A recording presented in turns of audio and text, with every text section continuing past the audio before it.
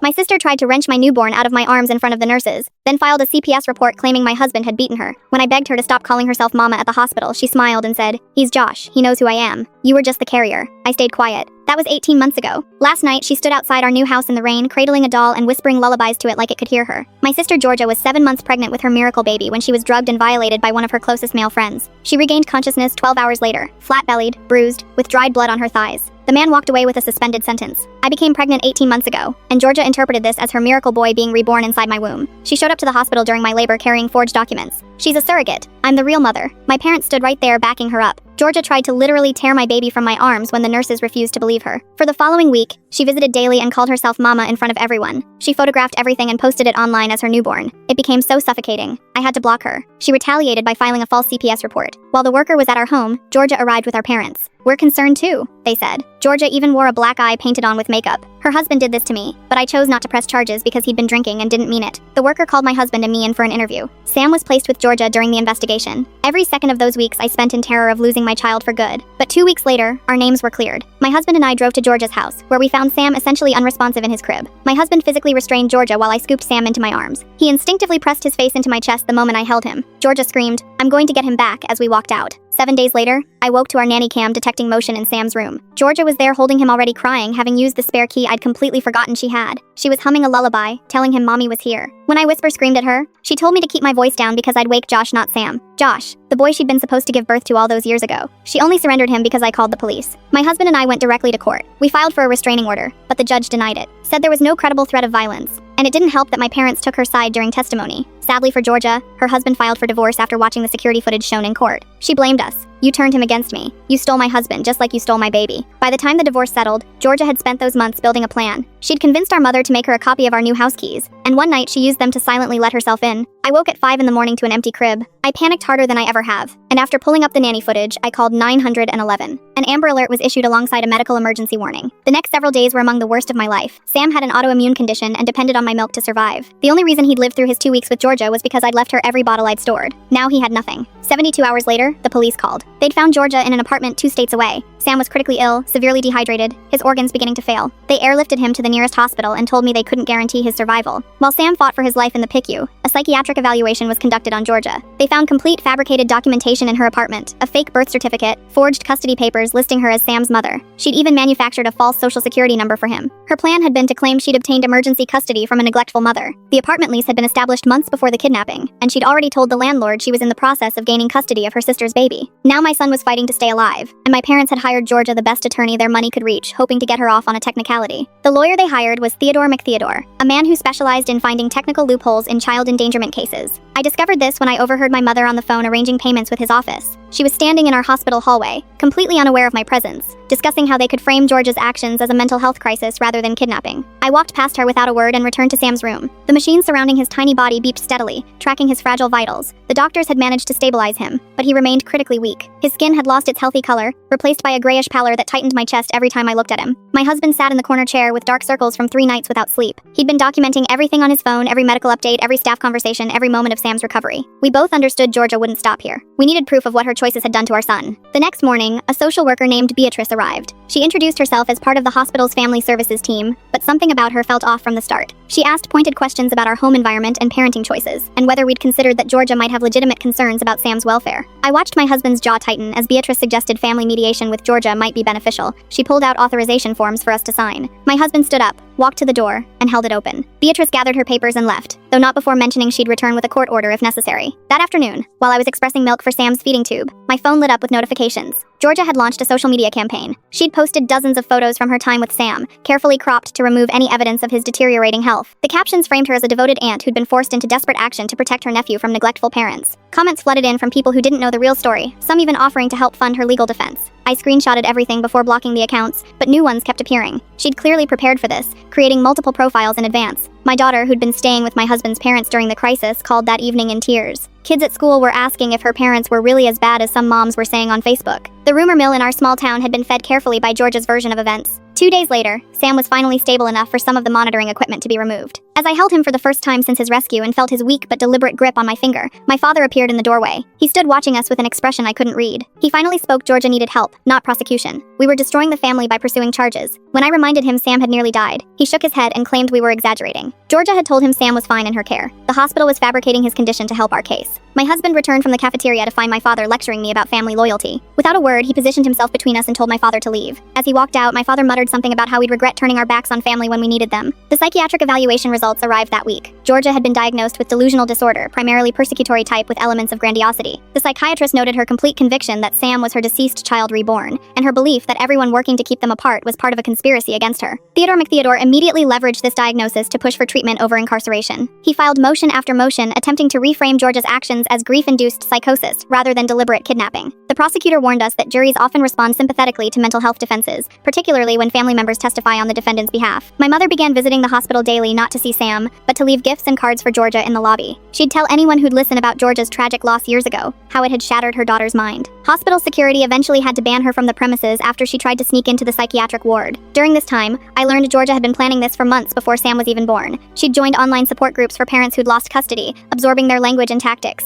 She'd studied interstate custody law and deliberately chose an apartment in a state with weaker extradition protocols for family abduction cases. The apartment records revealed more unsettling details. She'd been telling neighbors for months about her upcoming custody situation, positioning herself as a devoted mother battling a system biased toward biological parents. She'd furnished a nursery with a crib identical to ours and clothes in Sam's exact size. My husband uncovered something even more disturbing in our home security footage from the weeks before the kidnapping. Georgia had been conducting reconnaissance checking when we were deepest asleep, timing how long it took us to respond to Sam's crying. She'd made multiple practice runs, entering and leaving without taking him, refining her approach. The prosecutor showed us text messages between Georgia and our mother from that period. My mother had been providing detailed updates about our schedules, Sam's feeding times, and which nights we appeared most exhausted. She'd been an active participant in planning the abduction, though she later claimed she'd only wanted Georgia to have time with her nephew. As Sam slowly recovered, gaining weight, regaining strength, the legal battle intensified. Theodore McTheodore filed a motion to have the charges reduced from kidnapping to custodial interference, arguing Georgia had genuinely believed she had a right to take Sam. He presented her fabricated documents as evidence of mental illness rather than criminal planning. The prosecutor countered with evidence of premeditation, the months of preparation, the false identity created for Sam, the deliberately chosen apartment location. Theodore McTheodore was skilled at constructing narratives, a grieving woman pushed to desperate measures by a family that had shut her out of her nephew's life. My husband and I spent long sessions with the prosecutor, reviewing every detail of our testimony. My parents had already given depositions supporting Georgia's account, claiming we'd been unnecessarily cruel and had deliberately excluded her from a normal aunt relationship with Sam, triggering her breakdown. The truth was, we tried to include Georgia initially. Before her behavior became alarming, we'd invited her to family dinners, let her hold Sam during visits. But her insistence on calling herself Mama and her attempts to breastfeed him had forced us to set limits she refused to honor. One evening, while I sat beside Sam's hospital crib watching him sleep peacefully for the first time in days, I understood how completely our lives had changed. The family I'd grown up trusting had become our greatest threat. The sister I'd once shared everything with now saw my child as her possession. The parents who'd raised me were actively helping her try to take him. But the crisis had also revealed who was genuinely on our side. My husband's family had rallied completely, his parents taking time off work to help with our daughter, never questioning our decisions. Friends from our community had launched their own campaign to counter Georgia's lies. As Sam's health continued improving, we began planning for what came next. We knew the legal fight was far from finished. Theodore McTheodore had indicated he'd push for a plea deal involving mandatory treatment, but no incarceration. The prosecutor warned us that with my parents' testimony and the mental health defense, that might be the most we could hope for. His prediction proved accurate when Theodore McTheodore filed his next motion, requesting Georgia's immediate release pending trial, citing her deteriorating mental state in custody. The motion included affidavits from my parents describing her as a devoted sister who'd suffered a breakdown after years of untreated trauma. My husband's knuckles went white, gripping the hospital bed rail as he read the document. The motion depicted us as cold relatives who denied a grieving woman access to the child she believed was her baby. Theodore McTheodore had even included photographs of the nursery Georgia had prepared, presenting it as evidence of maternal instinct rather than premeditation. Our attorney advised us to prepare for Georgia's potential release. She explained that judges frequently granted bail in cases involving mental health defenses, especially with family support. My stomach turned at the thought of Georgia walking free while Sam still recovered from what she'd done. 2 days after the motion was filed, a hearing was scheduled. My parents would testify alongside a psychiatrist Theodore McTheodore had retained. We scrambled to assemble our own evidence, but the prosecutor cautioned that parental testimony often moved judges more than documentation. The morning of the hearing came too quickly. I kissed Sam's forehead before leaving him with a nurse I trusted completely. My husband held my hand as we entered the courthouse, both of us steeling ourselves for what we knew would be a painful confrontation with my family. Inside, Georgia sat beside Theodore McTheodore in a conservative dress that made her look fragile. She'd lost weight in custody. When she spotted us entering, her eyes lit with an intensity that made me uneasy. Theodore McTheodore presented his case methodically. He called my mother to testify first, and she painted Georgia as a shattered woman who'd never recovered from losing her baby. She described how we'd cruelly excluded Georgia from Sam's life, driving her to desperation. Her voice broke as she pleaded with the judge for mercy. My father's testimony was worse. He claimed we'd always been jealous of Georgia, that we'd deliberately gotten pregnant to overshadow her loss. He even suggested supervised visits between Georgia and Sam might support her healing process. The psychiatrist Theodore McTheodore had retained testified next. He diagnosed a grief-induced psychotic break and argued that Georgia genuinely believed Sam was her deceased child. He recommended intensive outpatient treatment rather than incarceration, claiming jail would only worsen her condition. When our turn came to present evidence, the prosecutor did her best. She showed the security footage of Georgia's break-ins, the fabricated documents, the months of preparation in her online records. But some jury members' expressions softened whenever Theodore McTheodore countered each point with a mental illness explanation. The judge deliberated less than an hour. He granted Georgia's release on bail with conditions, ankle monitor, mandatory psychiatric treatment, and a requirement to stay away from our family. My parents would serve as her custodians, responsible for ensuring she followed the court's orders. Georgia's eyes found mine when the bailiff removed her handcuffs. The expression she sent me wasn't relief or gratitude. It was calculation. I gripped my husband's arm, knowing with certainty this wasn't finished. We rushed back to the hospital to find Sam awake and hungry. As I held him close, I made a decision. We couldn't remain in town with Georgia free and my parents actively enabling her. My husband agreed immediately. That night, while he researched extended stay accommodations in nearby cities, a text arrived from an unknown number. A single photo, Sam's hospital bracelet, the one that had gone missing during the kidnapping. The caption read, "He still needs his real mommy." Hospital security increased their presence around Sam's room. Police traced the number to a cash-purchased burner phone. They couldn't prove Georgia had sent it, but no one doubted it. More messages followed over the coming days. Photographs Georgia had taken during the kidnapping, each one captioned with disturbing claims about their bond. One showed him in an outfit she'd bought for Josh. He looked perfect in the clothes I chose for my son. My husband locked down our devices. New passwords, two-factor authentication, security questions she couldn't guess.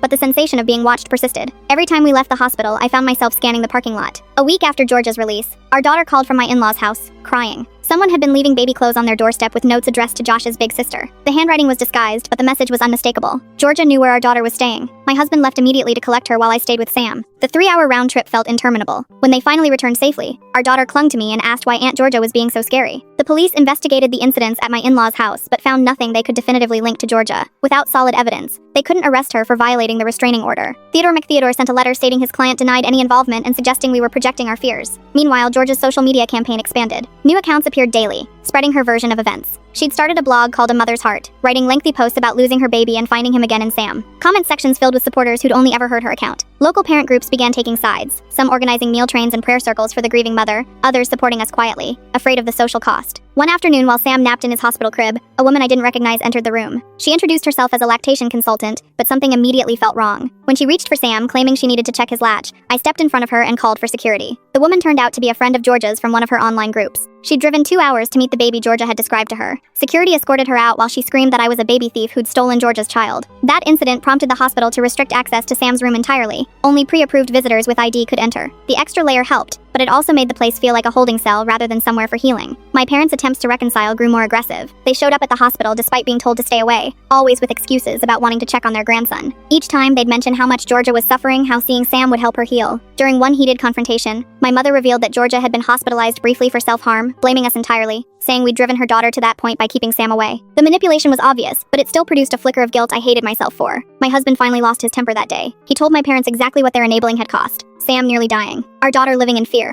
our entire lives dismantled. He showed them photos from the PICU Sam connected to machines, fighting to stay alive. My father's response went through me like something cold. He looked at the images and said Georgia must have had good reason, that we must have done something to push her to such a drastic point. His complete refusal to acknowledge reality told me my parents were beyond reaching. As Sam grew stronger and discharge plans were discussed, the thought of leaving the hospital's security was terrifying. Our home no longer felt safe, even with new locks and cameras. Georgia knew our patterns, our vulnerabilities. She demonstrated she could wait and strategize. We made the painful decision to sell the house. My husband had found a job opportunity in another state, far enough for a genuine fresh start, close enough to return for court dates. We told no one except his parents and our closest friends, knowing anything could find its way back to Georgia through my family. The house sold quickly, but closing would take weeks. In the meantime, we moved into a rental on the other side of town, keeping the address from everyone except those who absolutely needed it. We varied our schedules and routes to avoid predictability. Despite our precautions, Georgia found ways to maintain her presence. Packages arrived at our old address, baby clothes, toys, items monogrammed with Josh forwarded by the post office to our rental. Each delivery a reminder that she hadn't stopped. One package was particularly disturbing. A baby book written entirely in Georgia's handwriting, documenting Josh's milestones. She'd included photos from the kidnapping with captions about their special time together. The final page held a poem about a mother's love transcending every obstacle. We turned everything over to the police and prosecutor, building evidence for the upcoming trial. Each piece painted a clearer picture of someone incapable of accepting reality, someone who would never stop trying to claim Sam. Theodore McTheodore continued filing motions to dismiss or reduce charges. He argued Georgia's mental state made her incapable of forming criminal intent. He submitted letter after letter from my parents attesting to her character, each one more disconnected from reality than the last. Our prosecutor remained honest about our chances. Family court cases involving mental illness rarely resulted in significant incarceration. The best outcome might be mandatory treatment and extended supervision, assuming we could demonstrate to a jury that Georgia posed an ongoing threat. The thought of her receiving nothing beyond therapy requirements made me physically ill. Sam had nearly died because of her delusions. Our daughter had nightmares about her aunt taking her brother. Our entire lives had been dismantled, and Georgia might walk away with nothing more than a treatment plan. As the trial date approached, her behavior escalated again. She began appearing at places she thought we might be: the pediatrician's office, the grocery store, the park, never close enough to constitute a technical violation, but always there. One evening while loading groceries,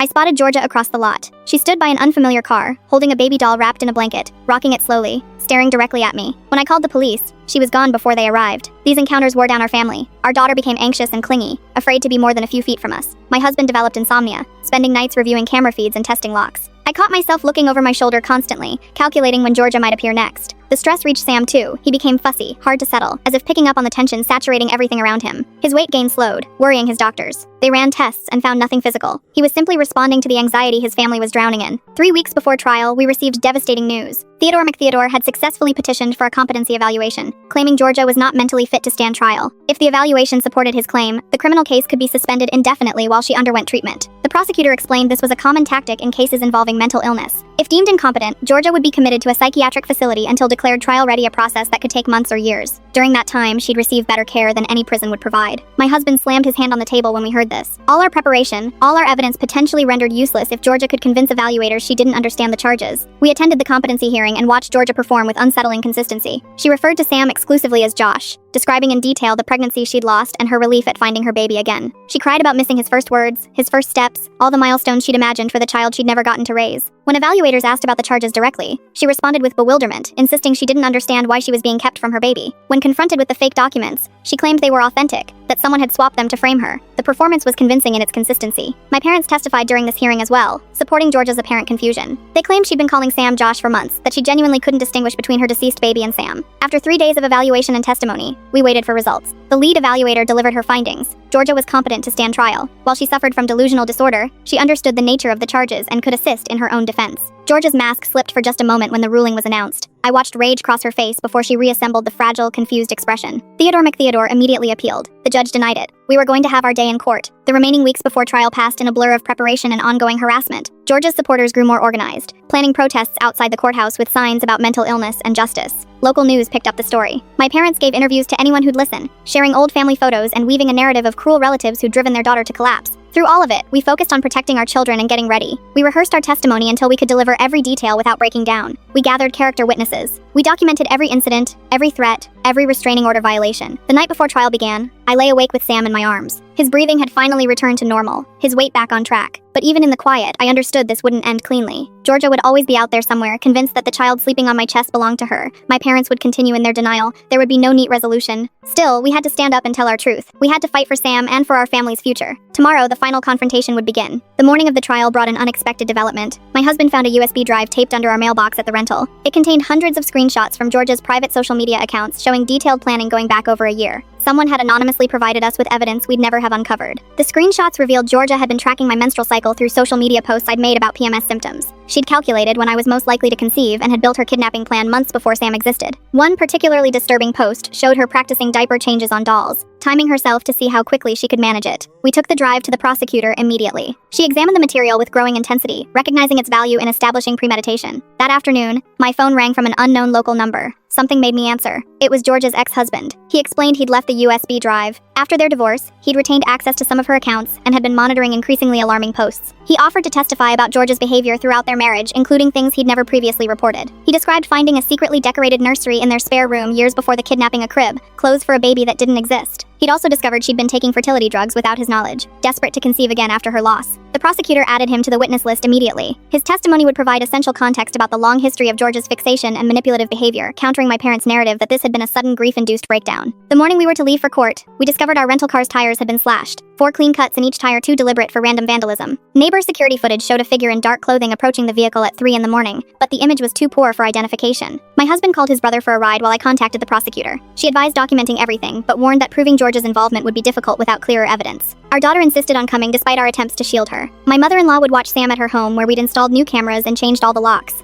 The courthouse steps were crowded with Georgia's supporters, signs raised, chanting. Some recognized us and began shouting accusations. My husband shielded our daughter as we pushed through. Inside, I saw Georgia at the defense table. She'd styled her hair to match mine and worn a dress similar to one I'd had on in photos from Sam's birth. The mimicry was disorienting. When she turned and spotted us, she smiled and mouthed something that looked like, "My baby." My parents sat directly behind her, expressions set in hard disapproval as we took our seats. Other relatives filled the rows behind them, a wall of family support for Georgia. On our side, my husband's family and a handful of close friends who'd witnessed Georgia's behavior firsthand. The prosecutor opened with a powerful statement about the distinction between grief and criminal conduct. She laid out the evidence of premeditation, the months of planning, the fake documents, the deliberate endangerment of a child with serious medical needs. She described calculated obsession, not mental illness. Theodore McTheodore's opening focused entirely on Georgia's loss years earlier. He described in detail the trauma she'd suffered, the baby she'd carried 7 months before losing him to violence. He argued her mind had fractured from grief, that she genuinely believed Sam was her child returned. The first day of testimony focused on technical evidence. The prosecutor presented Georgia's fabricated documents, showing the sophisticated level of forgery involved. An expert testified about the interstate kidnapping statutes Georgia had researched, demonstrating her awareness that what she was doing was illegal. Bank records showed Georgia had been depositing small amounts into a hidden account for months, withdrawing everything just before the kidnapping to fund her disappearance. The premeditation was undeniable. Theodore McTheodore continued to frame each data point as delusional behavior rather than conscious planning. Georgia's ex-husband testified on the second day. He described years of escalating behavior, Georgia's conviction that every pregnant woman she encountered was carrying her baby. He'd found journals with detailed plans to retrieve her child from various pregnant acquaintances. The most damaging testimony came when he revealed Georgia had attempted something nearly identical with his sister's baby 5 years earlier. She'd appeared at the hospital claiming to be the mother, though she'd backed down when security became involved. The family had never reported it, hoping she'd get help. My mother took the stand next, and her testimony delivered exactly what we'd anticipated. She painted Georgia as a devoted sister pushed to the edge by our cruelty, claimed we'd flaunted the pregnancy to deliberately provoke Georgia's trauma, even suggested we'd chosen Sam's name to torment her. Under cross-examination, the prosecutor dismantled her account methodically. She presented text messages showing my mother's active role in planning the kidnapping. When confronted with the evidence of her participation, my mother claimed she'd only wanted Georgia to spend time with her nephew. My father's testimony was brief but equally damaging to our position. He insisted Georgia had been incapable of understanding her actions were wrong, that she'd genuinely lived in a reality where Sam was her child. He begged the jury for mercy and understanding. The prosecutor saved the security footage for maximum impact. The jury watched Georgia's practice runs her careful testing of our routines. They saw her entering our home multiple times without taking Sam,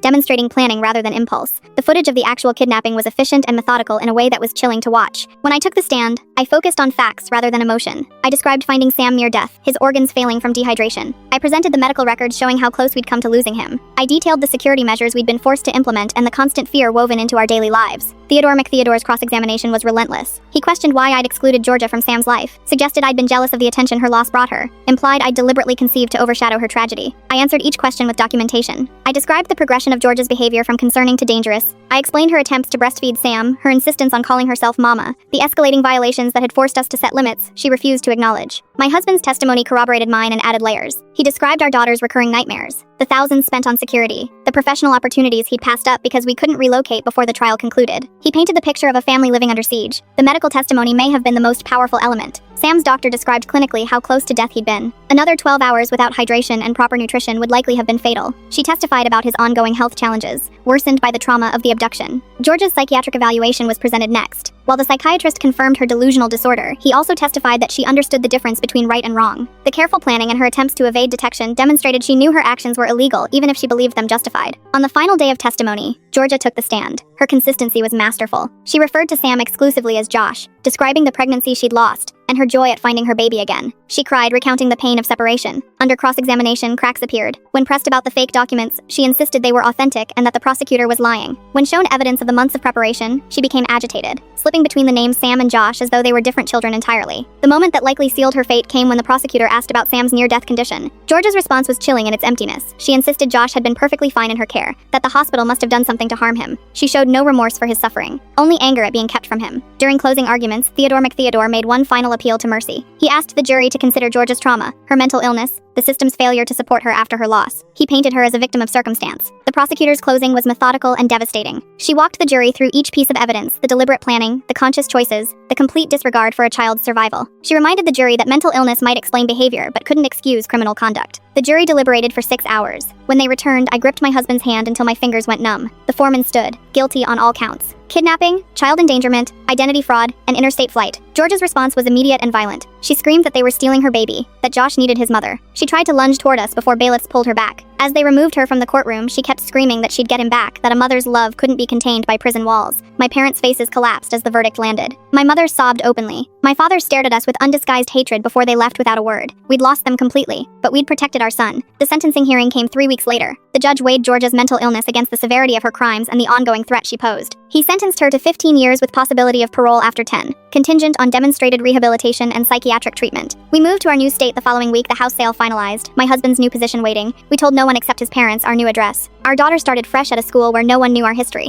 Sam continued to reach his developmental milestones despite his difficult start. 6 months later, we received notice that my parents were filing for grandparents' rights. They claimed we'd alienated them without cause and deserved access to their grandchildren. We retained a lawyer and prepared to fight again. But for now, we were safe. Sam slept peacefully in his crib, unaware of everything he'd survived. Our daughter gradually stopped checking the locks compulsively at night. My husband and I slowly relearned how to exhale without flinching. The trauma would always be part of our story, woven into it permanently. But we'd come through. We'd protected our children. And despite everything we'd lost, we still had each other.